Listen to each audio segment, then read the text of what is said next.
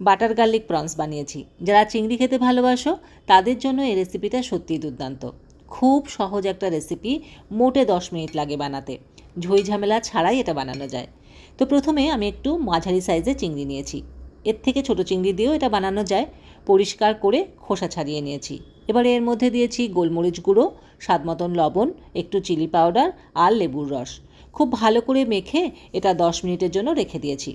প্যানে সামান্য সাদা তেল দিয়েছি আর দিয়েছি 1 চামচ বাটার গলিয়ে নিয়ে দিয়েছি অনেকটা পরিমাণে রসুন কুচি। এই রান্নাতে না রসুনের ফ্লেভারটা বেশি হয়, তার জন্য রসুন কুচিটা একটু বেশি দিতে হবে। রসুনটা মোটামুটি গোলাপি করে ভাজার পরে আমি এর মধ্যে দিয়েছি মশলা মাখানো চিংড়িগুলো। 1 থেকে 2 মিনিট এটা ভেজে নিয়েছি।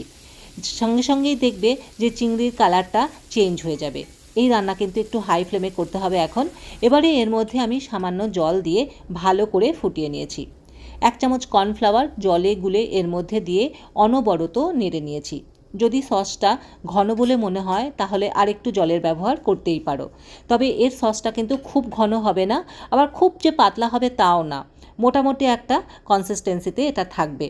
সসটা ফুটে গেলে এর মধ্যে আমি দিয়েছি গোলমরিচ গুঁড়ো, দিয়েছি চিলি ফ্লেক্স, স্বাদ মতন লবণ দিয়েছি, ধনেপাতা দিয়েছি আর দিয়েছি লেবুর রস।